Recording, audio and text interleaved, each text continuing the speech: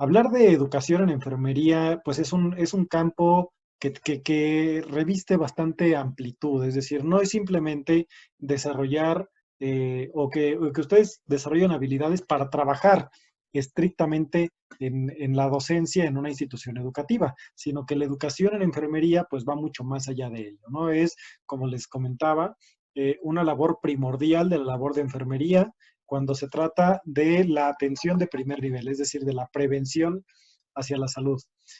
Ahorita vamos a ver con algunos ejemplos por qué esto es muy importante, ¿no? Por qué la labor docente, que la labor docente, también como lo veremos en un momento, es la acción de enseñar.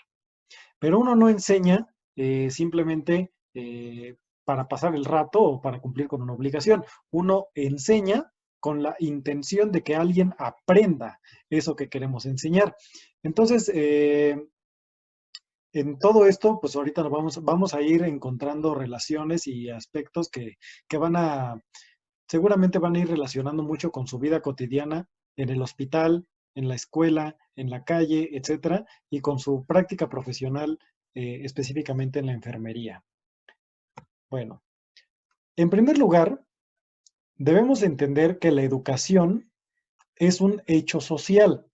Este módulo de educación en enfermería es distinto a muchos de los que ustedes han tenido en otros semestres, porque en otros semestres, por ejemplo, ustedes estudian farmacología, estudian cuestiones también como las distintas enfermedades, los distintos tratamientos, los procesos de enfermería, etcétera. Y mucho de esto, bueno, más bien la gran mayoría de lo que han estudiado a lo largo de su carrera está enfocado, está centrado en el área de las ciencias naturales, del área médica, que está en gran medida sustentada a partir de las ciencias naturales. Sin embargo, en este módulo vamos a hablar de educación. Y cuando hablamos de educación, ya no estamos ubicados en el campo de las ciencias naturales, como la biología, como la medicina, etcétera, ¿no? La física, la química, etcétera, sino más bien en el campo de las ciencias sociales. Y en el campo de las ciencias sociales entran eh, pues, por ejemplo, disciplinas como la sociología, como la economía, la política, la antropología y evidentemente también la pedagogía, que es en el campo, en la disciplina, en la ciencia, donde nos encontramos, donde se estudia, donde se investiga y donde se discute todo lo relacionado con la educación y con la formación, que no es lo mismo educación y formación. Bueno, entonces, para entender qué es un hecho social, en primer lugar, les voy a proyectar un pequeño video, un videoclip.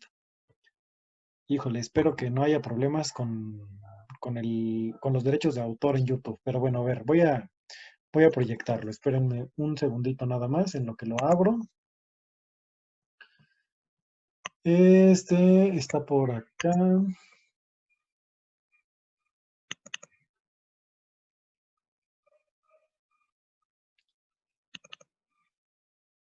Perdón. Detengo la app.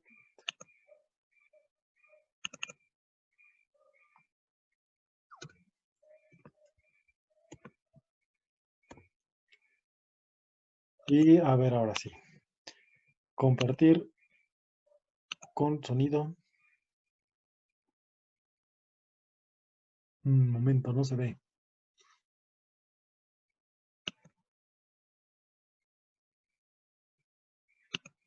Compartir con sonido. Ah, caray, a ver.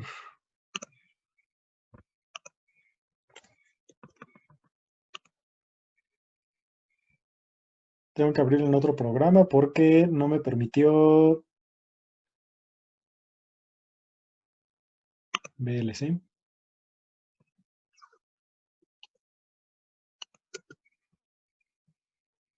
Ok, perdónenle el problema, un pequeño problema técnico, pero ya está listo. A ver, entonces, ahora sí, compartir sonido y vamos a ver este pequeño videoclip. Son 3 minutitos.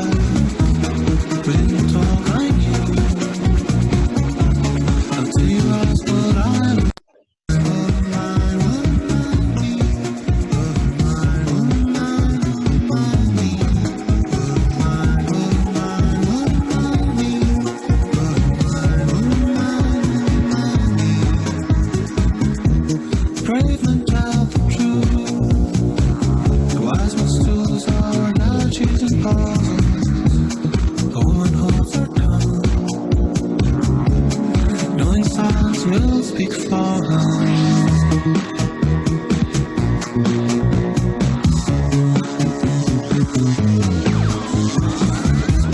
So now I never know, 'cause you will only sleep beside me everywhere I go.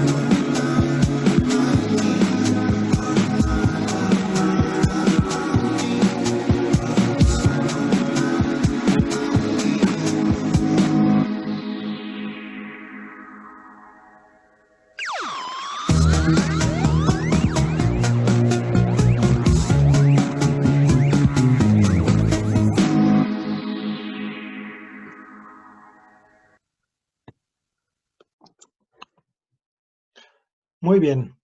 Bueno, pues lo que nos muestra el video es la vida cotidiana de una mujer, de una chica, que aparentemente vive en Londres y que realiza sus actividades cotidianas. Eh, Nos preguntaremos, bueno, por qué poner este video en este momento? ¿Qué nos está mostrando? Etcétera, etcétera. Bueno, lo que nos muestra es la naturaleza de los hechos sociales, en realidad, ¿no? O sea, hace ratito les comentaba, la educación es un hecho social. El acto de enseñar o el acto de aprender son hechos sociales. Por una parte, pues sí, obviamente, quizás hay una parte neurológica, fisiológica, que tiene que ver con el aprendizaje, que estudian en gran medida, por ejemplo, desde la psicología, muchos estudiosos. Sin embargo, el acto de enseñar y de aprender sigue siendo un acto realizado entre personas. O sea, y el video no lo muestra, ¿no? Hay, en los actos entre personas hay muchas cosas, muchas circunstancias de las cuales nosotros no nos damos cuenta. Lo que nos muestra el video es la complejidad. Esa es una palabra que también vamos a utilizar bastante en el curso. La complejidad. Los hechos sociales son de carácter complejo. Los hechos sociales tienen muchas dimensiones en torno a lo que sucede con ellos. Por ejemplo, en el video vemos a la chica cuando en la mañana se está despertando, va al baño de su casa eh, y le baja la taza, ¿no? Le baja la taza y nosotros, por ejemplo, hacemos eso todo el día. Bueno, no, tal vez no todo el día, pero varias veces al día. Le bajamos a la taza. Nos ponemos a pensar qué pasa con esa agua, de dónde viene esa agua, qué pasa después, a dónde va. Realmente hay una situación ahí muy compleja que tiene que ver con el trabajo, las acciones de muchas personas, las intenciones, la organización de las ciudades, las tuberías, etcétera, etcétera, ¿no? De pronto, por ejemplo, no nada más hace las cosas, simplemente las ejecuta, sin realmente ponerse a pensar en todo lo que rodea las acciones cotidianas en las que nos encontramos. Cuando la chica, por ejemplo, está comiéndose su hamburguesa, pues seguramente está pensando en su hamburguesa, está pensando en sus problemas, en su trabajo, en su novio, en su casa, en sus deudas o lo que sea, pero difícilmente se va a poner a pensar de dónde salió esa hamburguesa, qué implicaciones tiene para el medio ambiente, qué implicaciones tiene para su salud, para muchas otras cosas, ¿no? El trabajo de todas las personas que hicieron llegar esa hamburguesa hasta su mano, digamos, ¿no? O sea, la persona que se la vendió, a su vez, no se va a dar cuenta tampoco de dónde salió esa carne, cómo fue el proceso de producción, cómo fue la crianza, el transporte, la venta, las ganancias, etcétera, etcétera, ¿no? La chica, por ejemplo, paga la hamburguesa, pero no se pone a pensar cuánto de ese dinero se está repartiendo entre todas las personas, que pueden ser cientos de personas que estuvieron involucradas en la producción y la venta de esa hamburguesa. Por ejemplo, la persona que se la da, si estás en una cadena de comida rápida, pues recibe una parte de ese pago, digamos, ¿no? Pero la persona que la prepara, por otra parte, otra. La persona que transportó los materiales, que no puede ser tal vez no una persona. Por ejemplo, una persona pudo transportar el pan, otra persona pudo transportar la carne, otra persona pudo transportar las verduras. Ahora los productores, ¿no? Todos los productores que estuvieron involucrados en eso, los transportistas, los vendedores, los comerciantes, etcétera, etcétera. O sea, hay toda una cadena de producción, de personas, de trabajo, de intenciones, de significados que, que tienen que ver con esto, ¿no?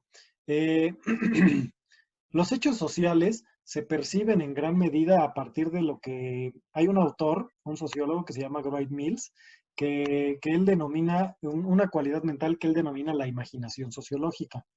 Él dice que la imaginación sociológica es entender los fenómenos de la particularidad, que él llama la biografía, que es la vida de una persona y sus ambientes cercanos, y la historia, que la historia es el contexto más amplio, es la sociedad, es la estructura social, etcétera, ¿no? Nos dice Wright Mills que la imaginación sociológica nos permite entender las relaciones que existen entre la biografía y la historia. Y nos plantea algunos ejemplos. Por ejemplo, dice, ¿cómo podría hablarse sociológicamente o como un hecho social de la producción de café? Del consumir una taza de café. Por ejemplo, aquí yo tengo una taza, ¿no? Ya me acabé el café, pero aquí había café. Ahí se puede ver, ¿no? Uno consume una taza de café y simplemente lo hace, ¿no? O sea, no te pones a pensar en todo lo que implica consumir una taza de café. Pero sociológicamente eso tiene muchísimas implicaciones, es un hecho bastante complejo, aunque pareciera algo muy trivial, muy insignificante, tiene una profundidad y una complejidad bastante amplia. Y solamente les voy a poner algunos ejemplos. En primer lugar, por ejemplo, el tomar una taza de café está asociado con ciertos rituales sociales. Rituales quiere decir así como, no como una cuestión de magia o de vudú o cosas así, ¿no? Sino como ciertos procedimientos que se han sistematizado en las sociedades, ¿no? Por ejemplo, y que tienen un significado. Por ejemplo, tomar una taza de café con alguien o solo está asociado a una interacción social. No sé, por ejemplo, si ustedes están con alguien o están en algún lugar y de pronto se acerca una persona y les dice, oye, ¿te gustaría tomar una taza de café? Dependería en gran medida de, bueno, el significado de esa invitación depende de quién sea esa persona y cuál sea la relación que tenemos con esa persona. Por ejemplo, si es entre pares, por ejemplo, entre ustedes estudiantes, entre profesores, etcétera, etcétera, muy probablemente se trata de una acción como de coquetería o de cortejo o una cosa por el estilo, ¿no? O sea, realmente no importa tanto la taza de café o el café en sí mismo, sino la interacción social, la situación que se va a generar a partir de beber una taza de café, que puede ser, por ejemplo, una reunión de trabajo, puede ser una cita amorosa, puede ser una situación para conocer a otra persona, una situación en la que queremos decirle a alguien algo importante o simplemente queremos conocer a una persona, etcétera, etcétera, ¿no? Es decir, el café, el tomar café está asociado en las culturas a distintas acciones, a rituales sociales y a interacciones que tienen distintos significados en distintas situaciones para distintas personas. No sé, por ejemplo, en el caso de Eric y yo, bueno, nosotros somos, por los años que llevamos laborando, somos amigos, pero por ejemplo, Eric actualmente es el jefe del área de profesores, es el jefe de profesores de la carrera de enfermería. Si yo fuera, por ejemplo, un profesor de nuevo ingreso y de pronto Eric, un día me manda un mensaje y me dice, oye, hay que tomarnos una taza de café. No sé, yo pensaría, por ejemplo, que que lo que quiere es como llamarme la atención o hacerme algún comentario de algo que le dijeron, es decir, me quiere decir algo, no tanto es por el café, sino por lo que se va a generar de eso, ¿no? No sé, entonces, por ejemplo, en sus trabajos, si el jefe les dice, vamos a tomar una taza de café, probablemente les quiere decir algo importante, tal vez les quiere llamar la atención o darles un estímulo, depende, ¿no? Pero en otra situación puede resultar en una situación de carácter romántico. Bueno, esa es una dimensión del café, ¿no? Las interacciones sociales que se generan a partir de tomar café. Es decir, el significado de tomar café depende de la situación social en la que se encuentra, porque no es lo mismo tú solito tomar café en la mañana que tomarlo con otra persona. Este, por otra parte, el café, y aquí se van mezclando disciplinas, porque también hay una cuestión química en torno al café. El café es una sustancia que contiene cafeína, y la cafeína es una droga que produce efectos en nuestra manera, en nuestra mente, digamos, ¿no? En nuestro cerebro, tiene ciertos efectos. Entonces, es interesante sociológicamente hablando, como hecho social, no tanto hablar de qué efectos produce mentalmente en nuestro cerebro o en nuestro organismo, en nuestra fisiología, en nuestro metabolismo, el café, sino la percepción social que se tiene del café como droga. Porque existen sociedades, existen culturas en donde tomar café es algo mal visto, es algo prohibido. Pero, por ejemplo, se tolera el consumo de marihuana de otras sustancias que en nuestra sociedad son mal vistas y están prohibidas incluso por las leyes, ¿no? Entonces, es interesante sociológicamente entender por qué hay sociedades que toleran e incluso fomentan el consumo de café y hay otras sociedades en las que está prohibido, que tiene que ver con sus culturas, con sus tradiciones, con sus historias y con muchas cosas, ¿no? Por otra parte, esa es otra dimensión, ¿no? La parte de ver el café como droga o como una sustancia que tiene efectos en el organismo y cómo se percibe eso culturalmente. Otra dimensión es ver las interacciones sociales que se derivan a partir del consumo de café. Otra dimensión, por ejemplo, sería entender los procesos históricos que han hecho que el café se convierta en un producto fundamental de la dieta de todas las personas occidentales. Teniendo en cuenta, por ejemplo, que, bueno, estamos aquí en México, pero a nivel mundial, el café es un producto consumido, sobre todo en los países del hemisferio norte y, bueno, del mundo occidental, digamos, ¿no? Este, particularmente, por ejemplo, los países de más consumo de café son Estados Unidos y los países europeos.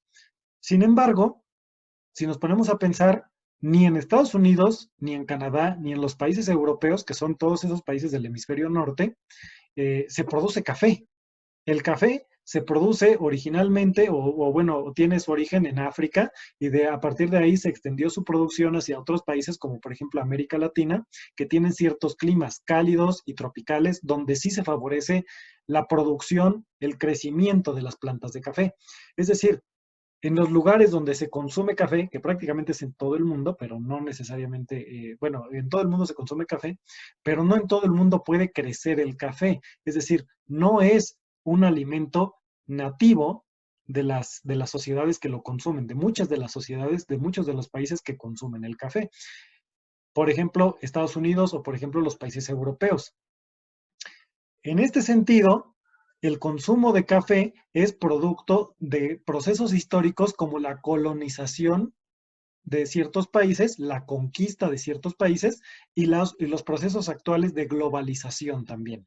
O sea, por ejemplo, Estados Unidos eh, es un país que actualmente pues tiene un modelo, digamos, como un poco imperialista a partir de modelos del sistema comercial que es el capitalismo.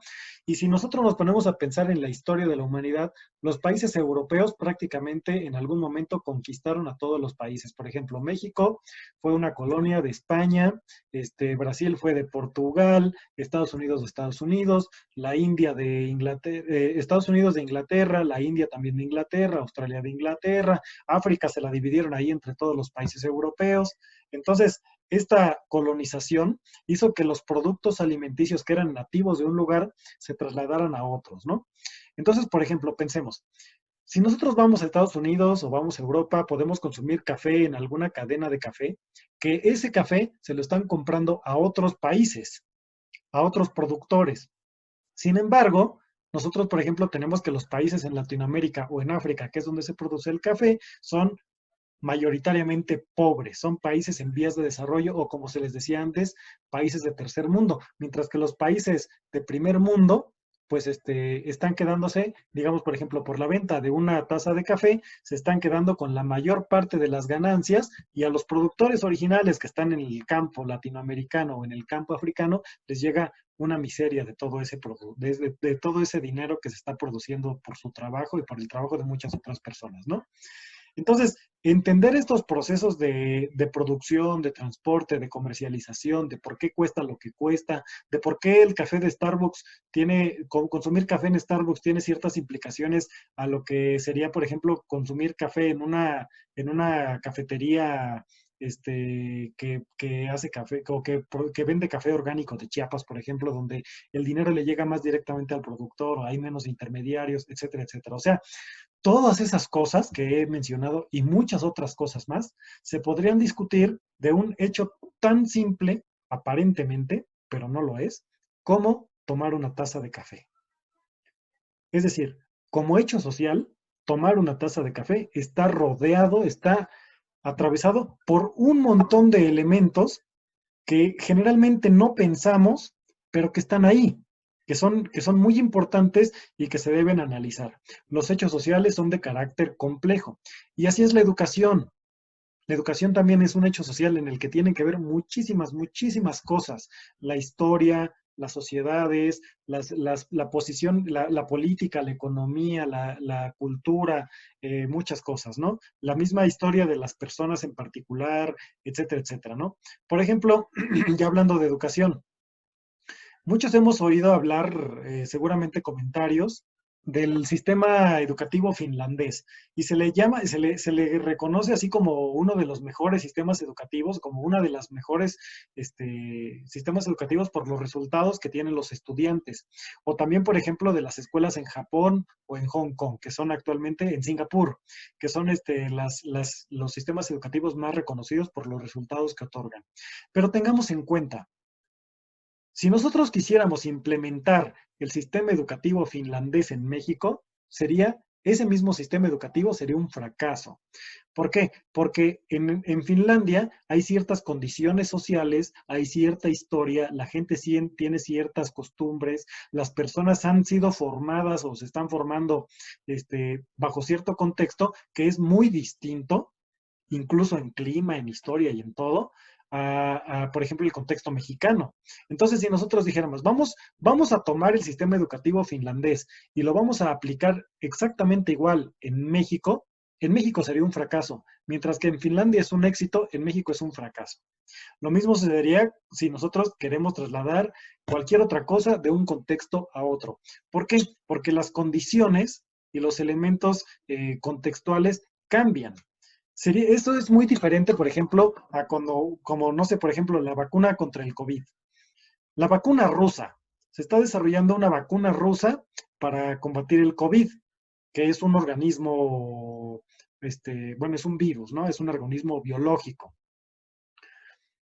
Es decir, si el desarrollo de la vacuna rusa tiene éxito, esa vacuna rusa se puede trasladar a todo el mundo, en cualquier lugar del país, y va a tener efectos muy similares, si no es que iguales. ¿Por qué? Porque es un hecho social, es un hecho natural, perdón. El hecho natural es universal, no importa, ahí hay una universalidad, una generalidad.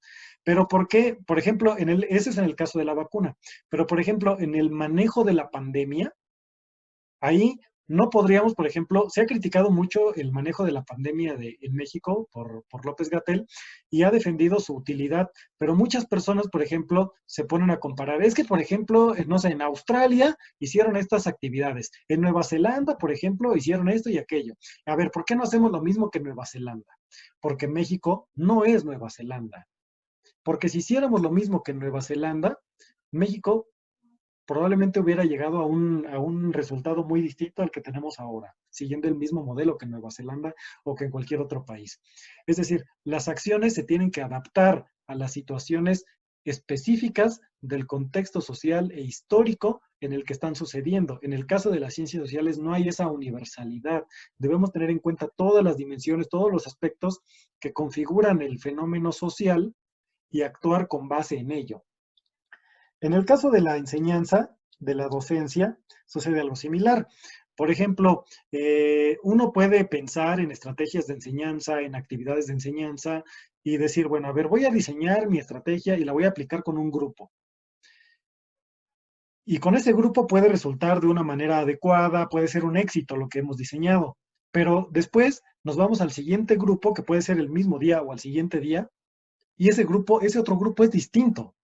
Entonces, la misma actividad, si nosotros queremos hacerlo de la misma manera, puede ser que resulte de una manera completamente distinta. Mientras que en el primer grupo fue un éxito, en el segundo grupo puede ser un total fracaso. Y esto no tiene que ver con la pertinencia o impertinencia de la actividad que diseñamos, sino con las características de los grupos. Es decir, no hay recetas, no hay leyes generales y no hay universalidad cuando hablamos de educación. Cuando hablamos de educación, porque la educación es un hecho social. Entonces, no es lo mismo hablar de educación, por ejemplo, para niños que para adultos. No es lo mismo hablar en educación para primaria que para secundaria. No es lo mismo hablar de educación en una primaria pública que en una privada. No es lo mismo hablar de educación en México que en España, educación urbana o educación rural. Y en todo, ¿no? En todo hay muchas dimensiones, hay muchos aspectos que tener en cuenta porque es un fenómeno muy complejo y debemos desarrollar esta capacidad de entender estos fenómenos. Bueno, entonces volvemos a la presentación porque faltan algunos aspectos. Ya vamos a ir avanzando un poquito más. Debemos entonces entender que la educación es un hecho social con estas características que hemos dicho hace un momento. Aquí tenemos entonces que distinguir la epistemología de las ciencias, ¿no? O sea, entender, por ejemplo, que en primer lugar bueno, la ciencia, de manera general, se puede definir como el conjunto de conocimientos que son sistemáticamente estructurados, que se obtienen a partir de diversos procedimientos metodológicos bajo cierta postura epistemológica. Pero entender que no hay una sola ciencia, como lo hemos dicho hace un momento. Existen por lo menos dos tipos, ¿no? Las ciencias naturales, que estudian hechos naturales, y las ciencias sociales, que estudian hechos sociales. ¿Y cuál es la diferencia? Bueno, el hecho social se define, el hecho social se diferencia del hecho de las ciencias físicas o los hechos naturales, en tanto son creencias u opiniones individuales. Por consiguiente, no deben ser definidos según lo que podríamos descubrir sobre ellos por los métodos objetivos de la ciencia, sino según lo que piensa la persona que actúa. Y bueno, a ver, esta cita de aquí, que es de un autor que se llama Pierre Bourdieu, la vamos a explicar con un ejemplo. Aquí tenemos a una persona que está corriendo, el dibujo de una persona corriendo. Podemos pensar el acto de correr de una persona como un hecho natural o bien como un hecho social. Como un hecho natural podríamos estudiar ciertas cosas, como por ejemplo su velocidad, su aceleración, la distancia, la resistencia del viento, todo ese tipo de cosas que se estudian en la física.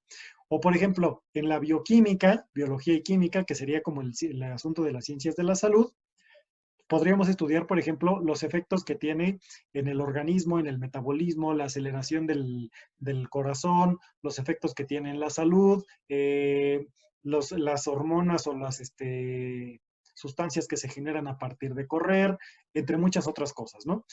Eso desde la bioquímica. Ahora, todas estas cosas, las físicas y las bioquímicas, son cuestiones observables, medibles e incluso sujetas a experimentación. Es decir, física, química, biología se pueden estudiar a partir de lo que conocemos como el método científico. Observación, experimentación, ley, etcétera, etcétera. Es el método científico. Sin embargo, cuando lo pensamos como el acto de correr como hecho social, ya no se trata de eso. De pronto, los hechos sociales se pueden medir, pero no siempre. Por ejemplo, si uno estudia el acto de correr como hecho social, tendríamos que preguntarnos, no a qué distancia está corriendo, o etcétera, etcétera, sino preguntarnos por qué está corriendo esa persona. ¿Qué sentido tiene correr? ¿Qué significado tiene correr para esa persona? ¿Y cómo lo vamos a hacer? Bueno, en gran medida tal vez observando, pero por otra parte, lo más importante sería ponernos a pensar, ponernos a preguntarle a la persona, ¿por qué corres? Y eso tiene que ver con el contexto. La gente corre por distintas razones, que pueden ser muy individuales y que además tienen que ver con el contexto en el que cada quien se desarrolla. Por ejemplo, ustedes han oído hablar de las comunidades tarahumaras en México, que viven en la sierra de Chihuahua, en la sierra de Sonora, etcétera, etcétera, ¿no? Y probablemente habrán escuchado que los tarahumaras son muy buenos para correr. Y no solo correr, sino correr los llamados ultramaratones, es decir, distancias que van de los 50 a los 100 kilómetros, mucho más que un maratón. Y son campeones mundiales y sin entrenar, como lo hacen, por ejemplo, las otras personas que no son tarahumaras, ¿no? No sé si habrán visto alguna vez alguna foto, alguna noticia de las personas tarahumaras, de las indígenas tarahumaras, que ganan carreras de ultramaratón con sus vestidos típicos y sus guaraches, o algunos tenis, algunas veces usan tenis, pero a veces corren con guaraches o incluso descalzas o descalzos. Esto tiene que ver porque esto tiene que ver con el acto de correr para estas personas. Los tarahumaras no corren como corre uno. Por ejemplo, a mí me gusta correr y yo corro por salud y corro para mantener una buena condición física porque me gusta el fútbol. Ese es el sentido o el significado que yo le doy a correr.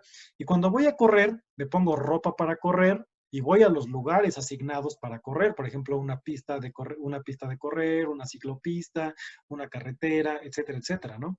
No ando corriendo, por ejemplo, en el centro comercial, no ando corriendo ahí en los pasillos de Walmart, no ando corriendo en lugares donde no se corre usualmente, ¿no? O sea, hay lugares para correr y eso tiene que ver con el ambiente urbano en el que vivimos. Pero, por ejemplo, en el campo, en la sierra, las personas corren porque esa es la manera que tienen para llegar a otro lugar. Imagínense el contexto de vida, el ambiente de vida de los tarahumaras. Ellos tienen su casa en la punta de un cerro y si quieren conseguir algo, tienen que irse hasta la otra comunidad, hasta el otro cerro, hasta la otra casa que está a 10, 15 kilómetros de ahí. Cuando nosotros pensamos en 10, 15 kilómetros, se nos hace una distancia enorme y no vamos a llegar 10, 15 kilómetros caminando o corriendo. Por ejemplo, habrá gente, hay muchos de ustedes que si están yendo o cuando van a la escuela, recorren más o menos esa distancia, 10, 15 kilómetros, pero es impensable irnos caminando o irnos corriendo a la escuela. Tomamos transporte o nos vamos en algún medio de transporte público, digamos, o en un automóvil o en una motocicleta o algo, ¿no? Pero para los tarahumaras no es así. Para los tarahumaras, para llegar a otro lugar, tienen que llegar corriendo. ¿Por qué? Porque viven en la miseria. Porque viven en lugares donde no hay caminos. O sea, ellos no podrían tomar transporte público porque no hay transporte público. Y no podrían tomar transporte público porque además de no haber ni transporte público, no hay ni siquiera caminos. Y tampoco podrían irse en un caballo o en un burro porque si no, no tienen dinero para alimentar un caballo o un burro porque apenas tienen dinero para comer ellos mismos. Entonces, para no morirse de hambre, para poder obtener lo que necesitan, tienen que ir corriendo. Para ellos, eso es correr. No es una cuestión de diversión, no es una cuestión de desestresarse, no es una cuestión de obtener salud o por recomendación médica, es una forma de vida. Esto me recuerda, por ejemplo, una película que yo vi, bueno, seguramente muchos de ustedes, que es Volver al Futuro. En Volver al Futuro hay una escena donde está el Doc en el viejo oeste, porque recuerden que Volver al Futuro pues viajan a distintos espacios, a distintos momentos históricos, pero en el mismo lugar. Todo sucede en Hill Valley, California. Y, por ejemplo, en una escena está el Doc en el viejo oeste, hablando con sus amigos del viejo oeste, y diciéndoles que de donde él viene las cosas son muy distintas, dice el Doc, ¿no? Y dice, por ejemplo, de donde yo vengo, la gente corre por diversión. Y luego le dicen todos los demás ahí en la cantina, en el salón, le dicen, ¿qué clase de diversión es esa, no? O sea, nosotros corremos pues porque para llegar de un lugar a otro. Pero a partir de los años 80, en la vida urbana, la gente ya no corre para llegar de un lugar a otro. La gente corre por diversión. Incluso, por ejemplo, actualmente existe toda una moda, todo un mercado ahí en torno a los corredores, ¿no? Los runners. Se les venden, hay un mercado para correr, zapatos, shorts, playeras, accesorios para ponerte tu teléfono, Bluetooth, playeras antitranspirantes, distintos tipos de productos, o sea, todo un marketing, toda una cuestión de marketing que tiene que ver con el acto de correr, que evidentemente eso no existía hace muchos años. Entonces, toda situación, toda acción humana tiene esta dimensión como de hecho social, ¿no? Contextualizado y que no es universal. Por ejemplo, hace ratito hablamos de qué podría uno decir del acto de correr desde las ciencias naturales y uno podría decir, bueno, la aceleración, la velocidad, los efectos en el organismo, todas esas cosas son de carácter universal. No importa, por ejemplo, si esta persona o si el estudio de esto sucede en Rusia, en México, en Japón, en África, etcétera, etcétera. Más allá de las condiciones ambientales, que también son medibles y objetivas, el estudio es universal y las conclusiones pueden ser universales, como lo de la vacuna rusa. Pero en el acto social, en el hecho social, ahí no. Ahí es una cuestión incluso individual y si no es individual, es contextualizada. Los significados del acto de correr no son universales, son contextuales. Entonces vamos a ver estas diferencias, ¿no? Por una parte, el hecho natural que está acá de este lado es ajeno a la acción humana, es decir, suceden las cosas de manera natural sin que los humanos intervengan. El hecho natural también es concreto, observable, tangible, medible. Es universal y es objetivo. Y se estudia a partir de los métodos objetivos de la ciencia, es decir, el método científico. Por otra parte, el hecho social está ligado a la acción humana, es decir, son los humanos los que lo crean. No sé, pensemos, un árbol, uno puede decir, bueno, pues es un hecho natural, un árbol es una cuestión social.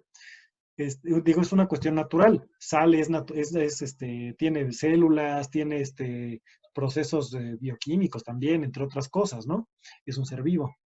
Sin embargo, por ejemplo, cuando nosotros pensamos en un parque se convierte ya más bien en un hecho social, porque son los seres humanos los que crean el parque. Aunque el parque tenga pasto y tenga árboles, son los humanos quienes deciden dónde van árboles, dónde va pasto y dónde van caminos.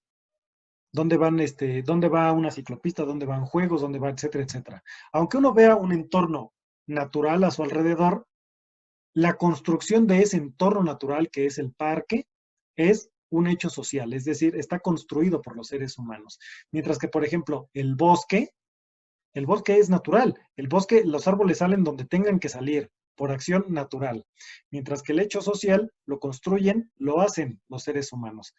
El hecho social también puede ser concreto o abstracto, es decir, hay ciertos hechos sociales que están en el campo de las ideas, como por ejemplo la justicia, la libertad o la misma educación, ¿no? Son hechos abstractos. Uno no puede agarrar, por ejemplo, un pedacito de justicia y verlo, un pedazo de libertad y verlo, un pedazo de educación y verlo aquí tengo un pedazo de educación que voy a meter en el microscopio para investigar y para generar. No, son cuestiones abstractas, pero también puede haber cuestiones concretas, por ejemplo, la arquitectura, por ejemplo, los ambientes urbanos, las construcciones, los objetos que tocamos, la tecnología, todo esto. Por ejemplo, para nosotros crear unos audífonos, pues hay una parte social que es el uso que se le da a los audífonos y hay una parte también que tiene que ver con las ciencias físicas, con la química, con etcétera, etcétera, que tiene que ver con todo lo que está aquí adentro, los materiales utilizados, ¿no? Entonces, para poder nosotros entender un hecho social, no podemos verlo de manera universal, sino que lo vemos más bien en el contexto en el que sucede. Lo entendemos a partir de un contexto. Y no es de carácter objetivo, sino más bien es intersubjetivo, es decir, se construye en la relación entre distintas personas. Y por lo tanto, se va a estudiar y se va a comprender a partir de diversos métodos o procedimientos científicos. Ya no solo el método científico, porque se podría también utilizar, sino a partir de muchos procesos de investigación. Y bueno, estas son las naturalezas del hecho social. Y es importante porque todo lo que tenga que ver con educación está o tendríamos que verlo como un hecho social. O sea, para esta materia ya no vamos a estar hablando tanto de cuestiones de las ciencias de la salud, sí, pero más bien ubicados, volcados hacia el terreno de las ciencias sociales. Y bueno, con esto como introducción, vamos a pasar ahorita en las siguientes diapositivas a explicar estos conceptos básicos que debemos entender, que debemos conocer para poder desarrollar el curso de una manera más, más clara y que todos estemos más o menos en la misma sintonía. Bueno, ¿qué es la educación? Ustedes van a hacer una investigación más completa con distintos autores de qué es la educación, pero bueno, a ver, a grandes rasgos. La educación es un concepto que usualmente está cargado de un alto valor positivo. Es decir, mmm, siempre que se habla de educación, se habla en un sentido favorable o bueno, digamos, ¿no? Podría uno decir que hay falta de educación o que hay mala educación. De hecho, esa expresión de mala educación no sería tan correcta, pero bueno, existe, ¿no? Cuando se habla de alguien educado, se habla de alguien refinado, de alguien pulido, de alguien, como dice acá abajo, perfeccionado. Y eso es un ideal, ¿no? Como un ideal a alcanzar. Es como llegar hacia algo bueno, deseable, necesario. Y para llegar a eso bueno, deseable, necesario, debemos pasar por procesos de educación que nos acercan a ello, ¿no? O sea, por ejemplo, una persona educada, y puede esto ser algo muy ambiguo también o muy eh, relativo a los contextos, ¿qué es lo bueno, qué es lo deseable, ¿no? Una persona educada, por ejemplo, no necesariamente tendría que ser aquella persona que tiene muchos más grados académicos, sino podría ser, por ejemplo, aquella persona que tiene muchos conocimientos, que tiene sabiduría, que sabe comportarse en sociedad, que tiene buenos valores, que sabe hacer algo de una manera muy eficiente o adecuada, etcétera, etcétera, ¿no? Depende de dónde nos encontremos. Si es, por ejemplo, en la ciudadanía, en la calle, en el ambiente, en la sociedad, pues una persona educada sería aquella persona que respeta a otras personas, que las tolera, que sabe convivir, que sabe interactuar con otros, que no causa daño, etcétera, etcétera, ¿no? En el campo del trabajo, por ejemplo, una persona educada, bien educada, sería aquella persona que desarrolla bien su trabajo, que es eficiente, que lo hace rápido, que no interviene, que no obstaculiza el trabajo de los demás, etcétera, etcétera, ¿no? Una persona propositiva, etcétera, ¿no? Bueno, finalmente es alcanzar este ideal de perfección que se plantea en distintas sociedades. ¿Qué es la perfección? ¿O cuál es el ideal de perfección? Pues depende de la sociedad. Por ejemplo, en un ambiente cultural como el de los narcos, el del ambiente que está rodeado por estas acciones criminales, una persona bien educada sería aquella persona, por ejemplo, que hace bien su trabajo, como por ejemplo un sicario sería la persona que mata con mayor eficacia a sus víctimas, que no deja pistas, que no lo puede atrapar la policía, que vende, que el vendedor de drogas será el que vende y obtiene mayor dinero de todo esto, ¿no? Acá uno diría, bueno, es que eso es muy inmoral, ¿no? Eso es algo, son acciones muy malas, matar, vender droga, etcétera, etcétera, ¿no?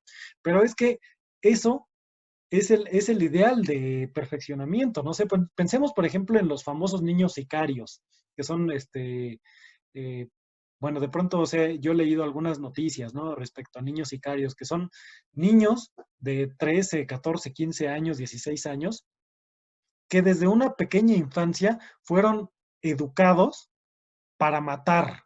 Y entonces son máquinas de matar.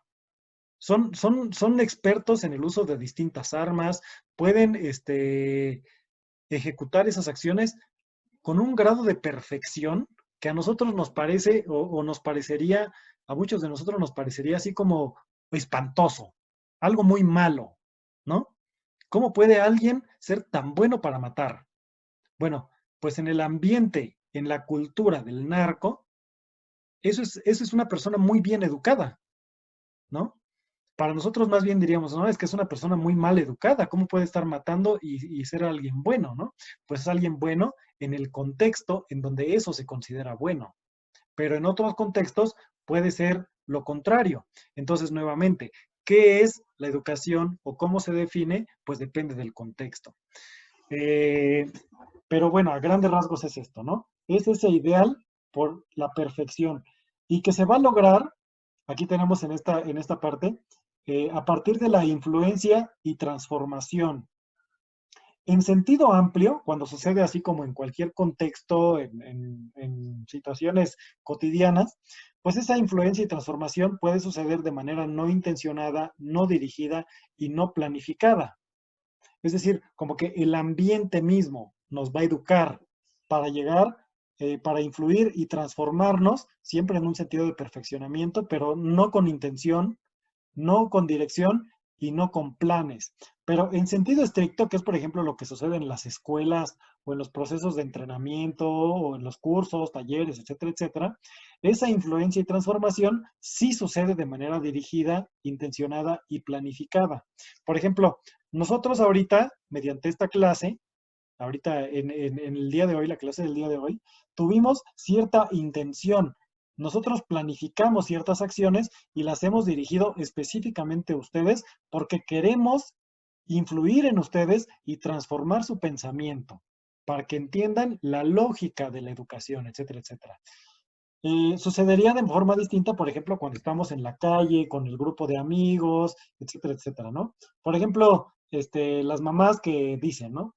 Ay, no te juntes con esos porque son mala influencia, ¿no? Entonces ahí hay una educación, pero que sería no intencionada, no dirigida, no planificada. Por otra parte, cuando sucede en sentido estricto, educación en sentido estricto, la influencia y transformación, que es la educación, sucede más bien con intención, dirección y plan. Bueno, ya lo veremos con más detalle cuando empecemos a ver la clasificación de la educación en formal, no formal e informal. Pero bueno, a grandes rasgos es esto. También acá, por ejemplo, tendríamos que entender que, bueno, hay ciertos conceptos que son muy similares, pero que no son iguales.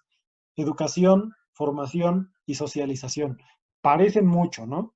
La educación es esa influencia y transformación, mientras que la formación, ahorita vamos a ver qué es, y la socialización es el proceso mediante el cual una persona se convierte en un miembro de la sociedad. Es decir, parecen similares. Bueno, a grandes rasgos, podríamos decir que la educación consiste tanto en la transmisión, transformación y preservación de la cultura.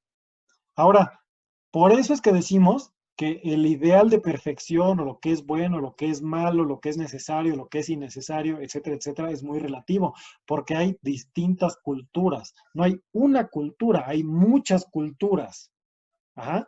No es lo mismo, por ejemplo, los ideales, la moral, la idea de perfección que se tenía en la antigüedad a lo que se tiene en la actualidad. Y en la actualidad, por ejemplo, no es lo mismo la cultura mexicana, por ejemplo, que la cultura estadounidense o la cultura de los africanos o distintos africanos, ¿no? No es lo mismo incluso en el mismo México la cultura de los, de las ciudades, lo que se vive en las ciudades, lo que es bueno, lo que es ideal en las ciudades, a lo que es en comunidades indígenas, etcétera, etcétera, ¿no? Pero bueno, a grandes rasgos, estas son las misiones de la educación, ¿no? Transmitir la cultura de una generación a otra para preservar la cultura, pero también en este proceso la misma cultura se va transformando, se va convirtiendo en una cosa distinta, porque finalmente la sociedad siempre es algo muy dinámico, muy dinámico. Por eso aquí carecemos de universalidad. Por eso no podríamos hablar, por ejemplo, estas son las técnicas, las recetas para que todo proceso educativo siempre tenga éxito. No importa con quién, no importa con qué. No, eso no existe. Más bien uno tiene que comprender el fenómeno, comprenderlo así como decíamos, como el hecho social en su complejidad y a partir de ahí pensar en las mejores estrategias para lograr nuestros objetivos educativos. Ya veremos más adelante, pero existen tres clasificaciones de la educación formal, no formal y la informal. La informal es aquella que sucede en la vida cotidiana, como diríamos hace ratito, la educación en sentido amplio, acá la tenemos, ¿no? En sentido amplio, es la influencia y transformación no intencionada, no dirigida, no planificada, o a veces con cierta intención o planificación, pero que sucede en las interacciones cotidianas. La no formal y la formal sería, en este caso, la educación en sentido estricto, intencionada, dirigida y planificada. La no formal sucede en contextos como, por ejemplo, como todo tipo de procesos educativos que no nos dan un grado académico. Por ejemplo, cursos, talleres, los museos, ver un documental, todo ese tipo de cosas son educación no formal. Mientras que la formal es similar, pero nos va a otorgar un grado académico. En este caso, por ejemplo, estamos hablando de preescolar, primaria, secundaria, bachillerato, licenciatura y posgrados. Esos son los grados académicos que existen. Posgrados pueden ser maestría, doctorado, especialización. Cuando nos otorga un grado académico, la educación es formal. Cuando la educación tiene estructura, intención y dirección, pero no otorga grado académico, es no formal. Y la informal es aquella que sucede en la vida cotidiana. Pero bueno, esto lo veremos más adelante con más detalle. Por otra parte, ¿qué es la formación? Porque formación no es lo mismo que educación. La formación, a grandes rasgos, es este proceso mediante el cual se forma la cultura y la cultura forma a los individuos. Es decir, hay como una relación ahí de diálogo, ¿no? Una persona forma parte de una sociedad o nace en una sociedad y debe formar parte de la cultura para poder ser un miembro de la sociedad. Pero la cultura ya está hecha. O sea, ya llegamos a una sociedad ya formada, con ciertas costumbres, ciertas tradiciones, cierto lenguaje. Entonces, nosotros, al ser parte de la sociedad, formamos a la sociedad, constituimos a la cultura, pero la cultura, como ya también está hecha, nos constituye a nosotros, ¿no? Entonces, la formación se podría definir como la constitución de un individuo por compartir prácticas con miembros de un grupo social. Sin embargo, bueno, aquí tenemos otra definición. Es el proceso mediante el cual las personas se apropian de, construyen y transforman cierta cultura. Nada más que habría una diferencia fundamental entre formación y educación. Mientras que la formación es un trabajo de uno mismo, es decir, uno se forma a sí mismo al compartir prácticas con otras personas. Mientras que la educación es ese proceso de influencia y transformación. Por ejemplo, uno es educado por los otros, o en todo caso, cuando uno es quien está enseñando o está teniendo esa intención, uno educa a los otros, pero uno no puede formar a los otros. Las personas se forman a sí mismas en relación con los otros. Es decir, la formación es un trabajo individual, mientras que la educación es una influencia que viene desde el exterior. Nosotros podemos educar o podemos ser educados por otros, pero la formación siempre va a ser algo de uno mismo. Yo mismo estoy en proceso de formación. Yo no puedo formar a los demás porque las personas se forman por muchos elementos. O sea, yo no puedo, formar a alguien sería como atribuirnos como casi, cualidades divinas, como si fuéramos dioses, ¿no? Yo puedo formarte, hacerte lo que eres. No es cierto, nadie puede hacer eso, ni sus papás. Sus papás influyen en su formación. Sus papás los educan cuando son niños o cuando son adolescentes. Su padre, su madre. Sus profesores, la escuela, los medios de comunicación, los educan. Pero la formación es todo lo que uno se vuelve después de obtener toda esa información y todos esos elementos de muchos lugares. Esa es la formación.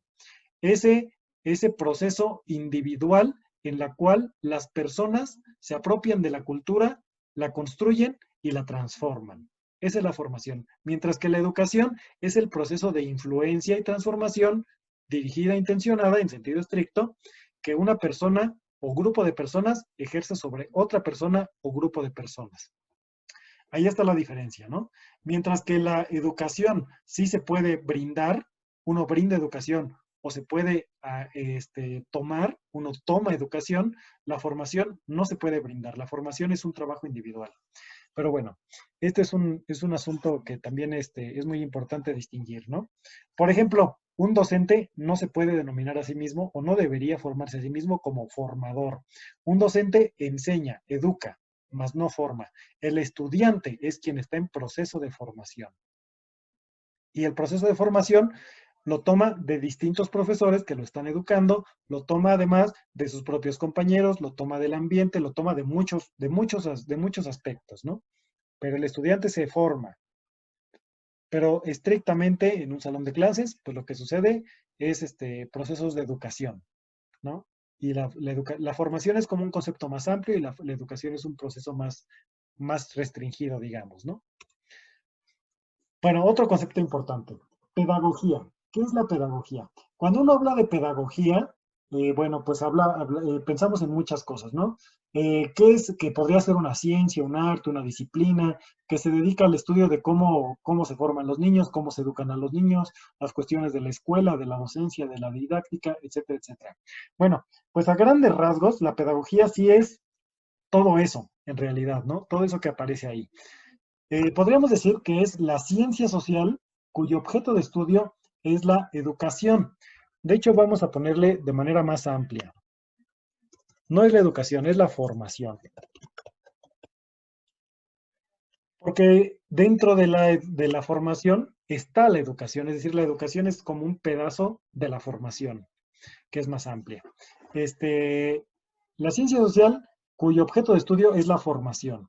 La formación de los niños, sí, pero también de los adultos. La formación en la escuela, sí, pero también fuera de la escuela. La formación a partir de procesos de docencia, sí, pero también fuera de ella, ¿no? Y entonces la pedagogía estudia estos procesos formativos y educativos, pero también que se convierte de pronto en un arte o en una disciplina, porque también brinda recomendaciones, estrategias, métodos, técnicas, etcétera, etcétera, para orientar, para guiar los procesos educativos y formativos. Por su parte, la docencia es la práctica intencionada y dirigida de enseñar. Eso es la docencia, esa práctica intencionada y dirigida de enseñar. Está ligada generalmente a la educación formal o no formal, es decir, a la educación escolar. ¿Por qué formal o no formal? Porque es una práctica intencionada y dirigida. Uno enseña, cuando es docente, de manera consciente. Somos conscientes de que estamos enseñando. Ese es un trabajo que estamos realizando, ¿no? Enseñar. Y lo tenemos que hacer de manera planificada, con recursos teóricos y didácticos, etcétera, etcétera. Entonces, de eso hablamos cuando hablamos de docencia, de práctica docente, ¿no? La práctica docente es esa práctica cuyo objetivo es la enseñanza. Aquí yo les preguntaría, reflexionen, ¿puede un libro ser docente? ¿Qué tal una piedra? ¿Una piedra puede enseñar? Bueno, vamos a ver. Un libro sí puede ser docente. Un libro sí puede ser docente porque el libro es una creación humana. Alguien lo escribió. Y si esa persona que escribió el libro tiene intención de enseñar algo a partir de ese libro, entonces el libro se convierte en un docente. Ya no tenemos que estar con la persona precisamente que lo escribió. Ahí la persona puso todas sus intenciones de enseñanza. Lo mismo puede ser, por ejemplo, un documental, un tutorial en YouTube, etcétera, etcétera, ¿no? Esos son docentes de alguna manera, porque están enseñando, tienen la intención de enseñar y son creaciones humanas. Es decir, no están desvinculados de una persona o grupo de personas que pusieron sus intenciones y sus significados ahí y esas intenciones y esos significados están volcados completamente hacia la enseñanza de algo. Hay una intención, hay una planificación para enseñar algo en el libro.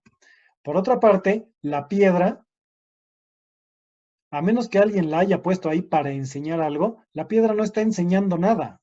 La piedra tal vez nos permita aprender algo, pero la piedra no enseña nada, porque la piedra por sí misma no tiene ni intenciones ni dirección de enseñar.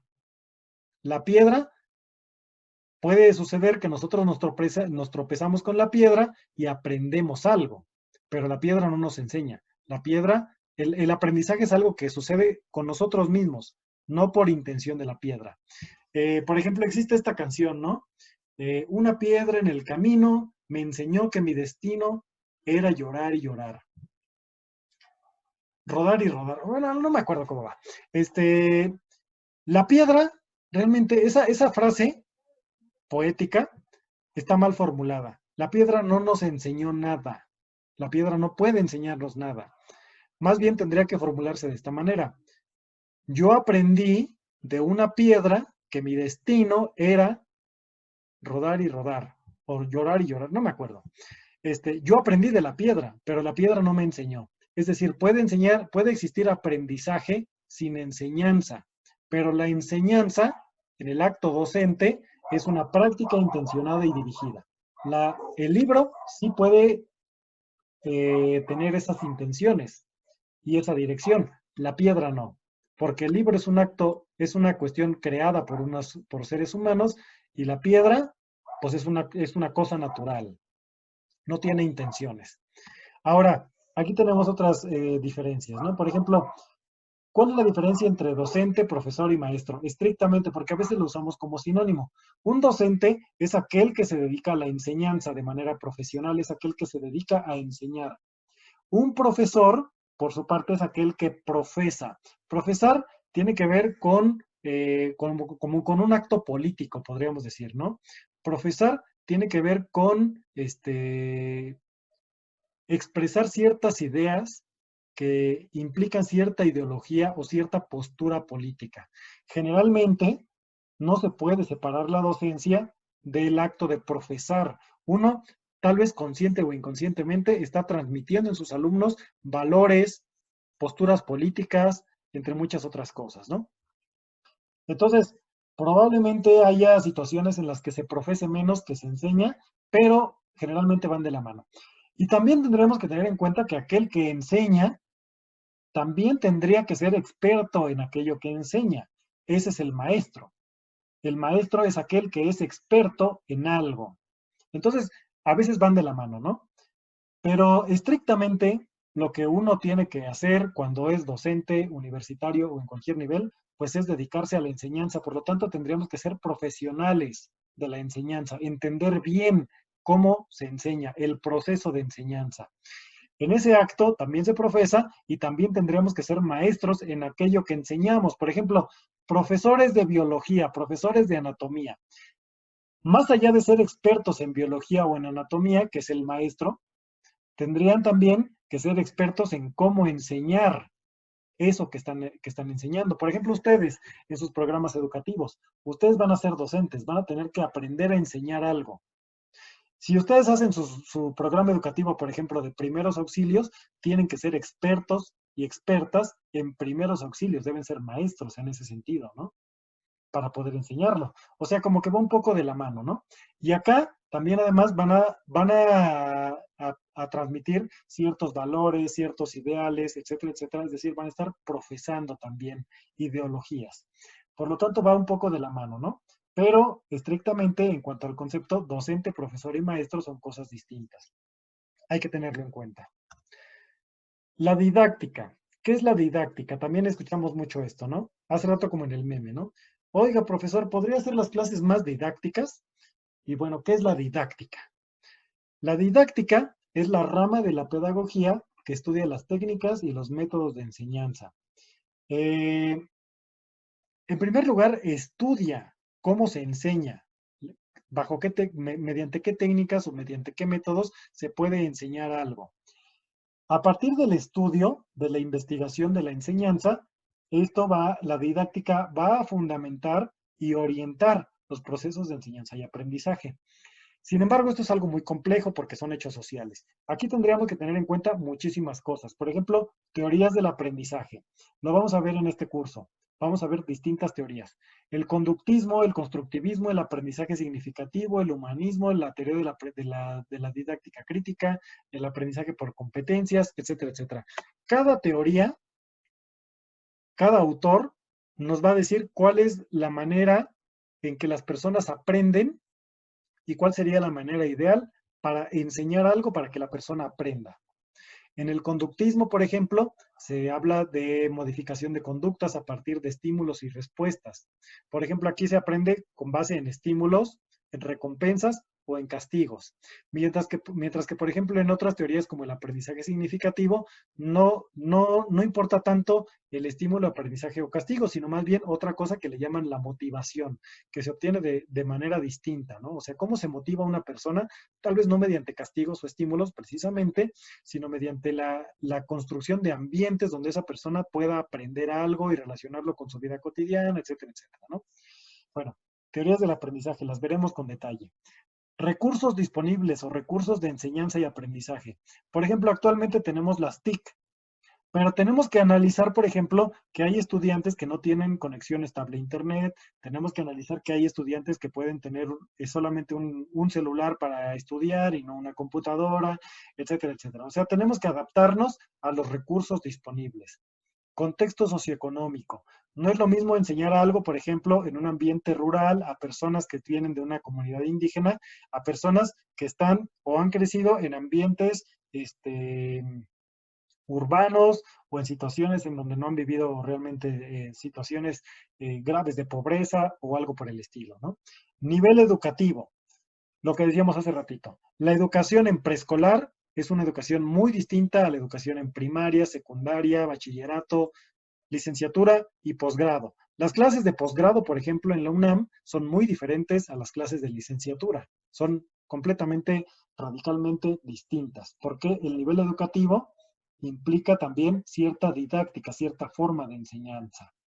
Políticas educativas, que tienen que ver, por ejemplo, cuestiones a nivel nacional o cuestiones ya más específicas a nivel local en las instituciones. Por ejemplo, dar clases en la UNAM a nivel licenciatura no es lo mismo que dar clases en el Politécnico.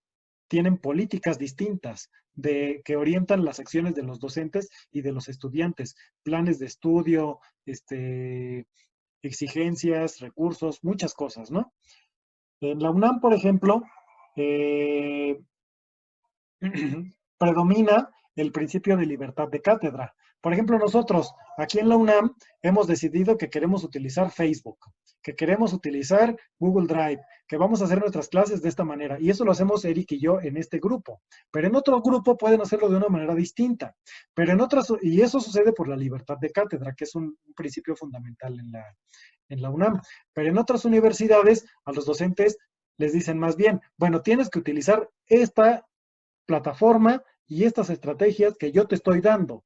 Tú no decides qué vas a utilizar, tú utilizas lo que yo te digo que utilices. Y esa es una manera distinta de dar clases, ¿no? Temáticas.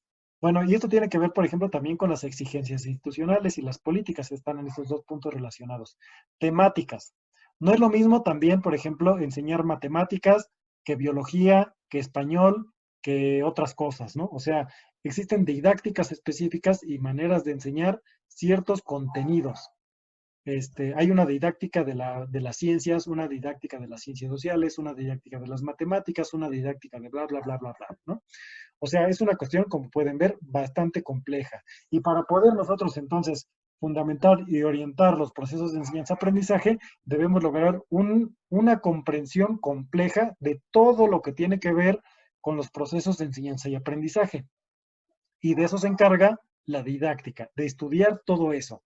No de darnos recetas, ¿eh? La didáctica no nos da recetas de cosas que hacer para tener éxito en nuestras prácticas educativas. La didáctica nos va a dar los recursos, el pensamiento, las habilidades mentales para nosotros poder construir las estrategias y las técnicas más adecuadas para enseñar algo. Bueno, la enseñanza. ¿Qué es la enseñanza? La enseñanza es una parte del proceso educativo y es esa práctica intencionada y dirigida que tiene que ver con la transmisión, la modificación o la construcción, depende del enfoque teórico.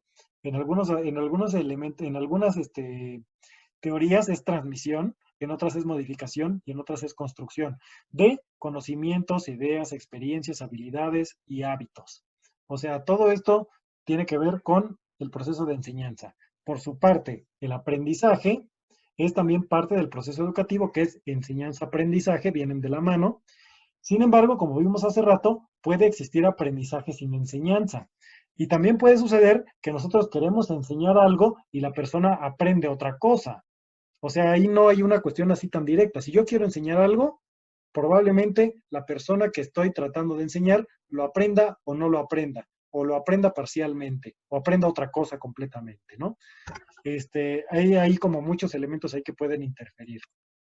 El aprendizaje, por otra parte, se puede lograr o se puede dar sin necesariamente haber un proceso previo de enseñanza. Uno aprende simplemente porque aprende algo por el ambiente o por las circunstancias de nuestra vida. En este caso se trata de la adquisición, modificación o construcción de conocimientos, ideas, experiencias, habilidades, hábitos. ¿Cómo podemos ver esta relación enseñanza-aprendizaje? Bueno, como yo estudié ciencias de la comunicación, lo relaciono mucho con este modelo clásico de la comunicación. En la comunicación siempre hay un emisor, un mensaje y un receptor. El emisor casi siempre tiene, o más bien siempre, tiene una intención, que es hacer llegar ese mensaje al receptor. Sin embargo, aquí en el medio puede haber muchos elementos que interfieran o que no permitan llegar o que sí hagan llegar ese mensaje al receptor de la manera en que se desea hacer llegar. Por ejemplo, el medio. Para que el emisor haga llegar su mensaje al receptor, deben tener un medio compartido. Si yo, por ejemplo, quiero transmitir mi mensaje en la radio, pero mi receptor nunca escucha la radio, pues por más que yo transmita el mensaje una y otra y otra y otra vez o de la manera más clara posible, jamás le va a llegar al receptor. Debemos tener un medio compartido. Debemos también compartir un código, es decir, entendernos en lo que queremos decir. Si yo, por ejemplo, le quiero hacer llegar un mensaje a mi receptor que está en China, pero mi receptor solo habla chino, y yo le hago llegar el mensaje en español, el receptor no va a recibir el mensaje. Debo utilizar el mismo código que el receptor, el mismo lenguaje, los mismos símbolos, que se entiendan entre ambos, ¿no? Pero otra parte, también existe lo que se le denomina en la comunicación el ruido o las interferencias. Por ejemplo, en este caso, la mala conexión, los momentos en los que se pierde la conectividad, que ya de pronto no sirve mi micrófono o que mi cámara se apagó, cualquier otra cosa, ¿no? Por más que yo esté hable y hable y hable y hable y hable y hable, si el otro no tiene internet o tiene mala conexión, el mensaje llega a medias o bien no llega. Bueno, eso es en cuanto a la comunicación. Ahora, en cuanto a la enseñanza-aprendizaje, el emisor podríamos pensar que es el docente y el receptor es el alumno. El emisor tiene cierta intención, que en este caso es la enseñanza, y nosotros esperamos que esta enseñanza se convierta de parte del alumno en un aprendizaje de eso mismo que yo quiero enseñar y no de otra cosa. Ajá. O sea, que lo que yo quiero enseñar se aprenda por parte del estudiante. Ahora, ¿cómo puedo hacer que el estudiante aprenda eso que le quiero enseñar? Bueno, aquí entra la didáctica, que tiene que ver con las técnicas, los recursos, las teorías, las políticas y todo eso que les mencionaba hace un ratito, ¿no? O sea, aquí tendríamos que ver, ahí ya se adelantó, todo esto que estaba aquí abajito, medio, código, ruido, etcétera, etcétera, ¿no? Tener en cuenta todos los aspectos complejos y dinámicos, contextualizados, del tipo de educación, del contenido que quiero enseñar, a quién se lo quiero enseñar, qué características tiene esa persona a la que le quiero enseñar, o ese grupo de personas, de dónde vienen, de a dónde van, cuáles son sus intenciones, cuáles son las formas ideales de enseñar algo, etcétera, etcétera. O sea, teniendo todo eso en cuenta, uno ya diseña las experiencias o los mecanismos de enseñanza, las estrategias de enseñanza que sean más adecuadas para que los estudiantes aprendan. Y va a suceder muchas veces que eso que nosotros diseñamos aquí, a partir de la didáctica, sea lo adecuado y entonces logramos el objetivo. Puede haber situaciones en las que lo que diseñamos no es lo adecuado y entonces tenemos que replantear, reformular y entonces es como un ciclo, ¿no? Volvemos a empezar, rediseñamos, modificamos hasta que logremos nuestro objetivo. A partir también de que el estudiante, de que haya ya no solamente esta línea unidireccional, sino que también haya una retroalimentación, porque aquí nos faltó esto, ¿no? De pronto el receptor se convierte en un personaje que retroalimenta, responde, y esto cambia lo que hace el emisor y cambia en gran medida también el mensaje, es decir, se convierte en un ciclo. en un ciclo de idas y vueltas, en donde todo se conecta con todo y donde esta persona, el docente, debe estar muy consciente de cuáles son sus intenciones, de cuáles son sus necesidades y las características del receptor y del ambiente para poder diseñar los ambientes de aprendizaje adecuados. Y bueno, vamos a dejarlo hasta aquí. Espero que puedan ustedes responder con comentarios a esta clase, si es que tienen alguna duda, tienen algún comentario, alguna manera de retroalimentar lo que hemos discutido hasta este momento. Y bueno, pues gracias por su atención y recuerden la tarea es revisar esta presentación. Si llegaron hasta este punto es porque ya lo hicieron. Y además, buscar definiciones del concepto de educación de distintos autores que, y poner un poco de datos acerca de los datos biográficos de dichos autores. 4 o 5 autores, a lo mucho, y guardarlos porque con eso vamos a trabajar la siguiente sesión. Bueno, muchas gracias. Hasta luego.